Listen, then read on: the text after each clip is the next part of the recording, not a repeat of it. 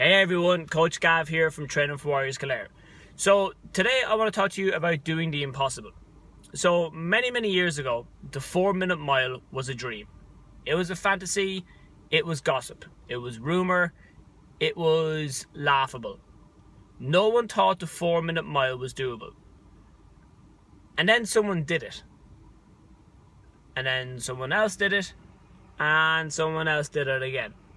So everything seems impossible until someone does it. And then once one person does it, the blueprint or the framework or the system or the structure is there for everyone else to apply. Not copy, not mimic. They will look at the system and go, okay, well, that's what worked for him or for her. What's my variation of it then as well? And that's important. So, because most likely, if you're watching these videos, you probably have a goal in mind. Be it a training goal, a nutrition goal, lifestyle goal, relationship goals, personal goals, any of those things. And oftentimes when we think of our goals, they can seem quite out of reach. They can seem borderline impossible. And oftentimes, you might find yourself doubting what you're doing. And again, a few weeks back we shot about a 10-15 minute video on how doubt can affect us as we go along. Because at the end of the day, using my own example of setting up the gym and becoming a coach and training people, I had no prior experience, but yet that didn't stop me from pursuing it. I looked at what I wanted to do, I looked at where I currently was, and then I kind of reverse engineered it.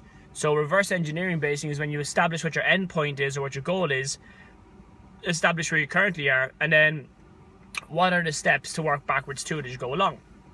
Now, by doing those steps, it didn't guarantee me anything, okay? And much like that, you learning what you need to do to achieve your goal doesn't guarantee you'll achieve it. You still firstly have to put in the work every day. And then secondly, things are going to happen. Stuff is going to get in your way that might delay, derail, or even, they could delay or derail what you're doing. So when it came to opening the gym, I had a deadline in mind. I had a date in mind for when I wanted it to be open.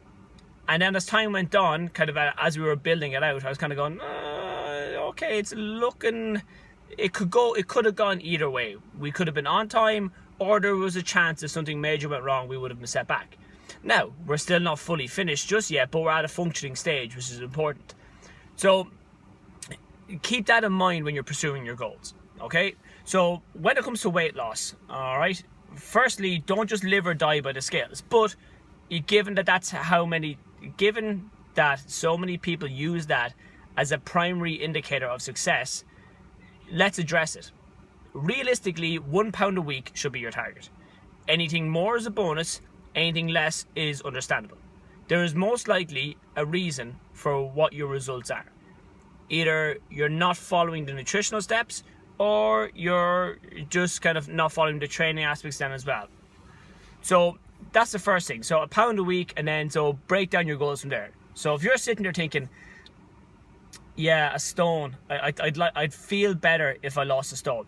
Perfect. So there's 14 pounds in a stone, and if we average a pound a week, map your plans out over 12 to 14 weeks. Now, let's be honest for a second here. There's a high possibility that you will lose more than 1 pound a week, which is fine. But that doesn't mean that we accelerate or we shorten our timeline. So the first few weeks we lose 2 pounds a week. So that's 6 pounds down after 3 weeks. That doesn't mean we knock 3 weeks or we knock another 3 weeks off our end line. Or should we bring our date in?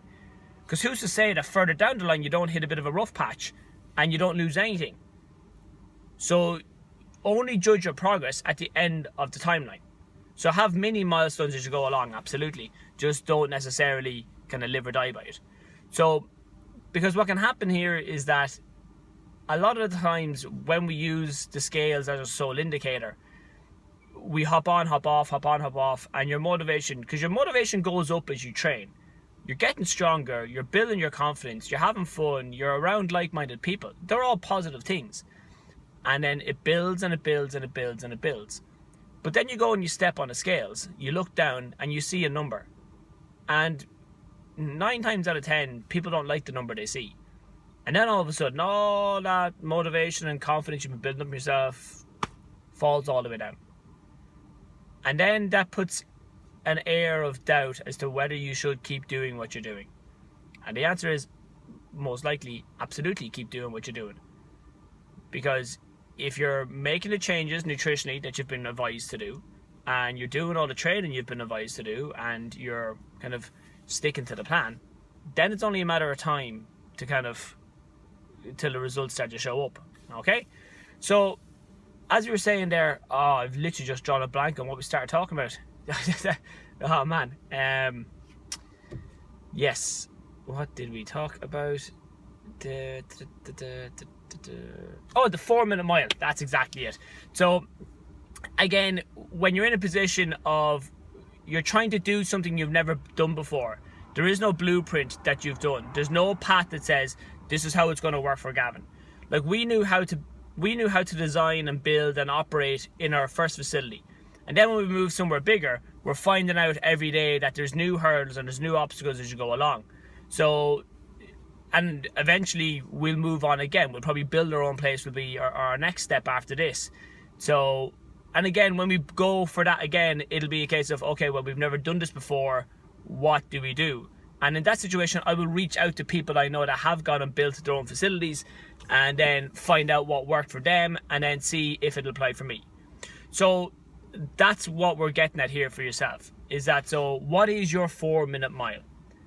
And then who has achieved that successfully? And then see what they've done. Don't copy it step for step. See what they've done and then see how you can apply it to yourselves. All right, guys, thank you very much. Take care of yourselves. I will talk to you soon. Bye.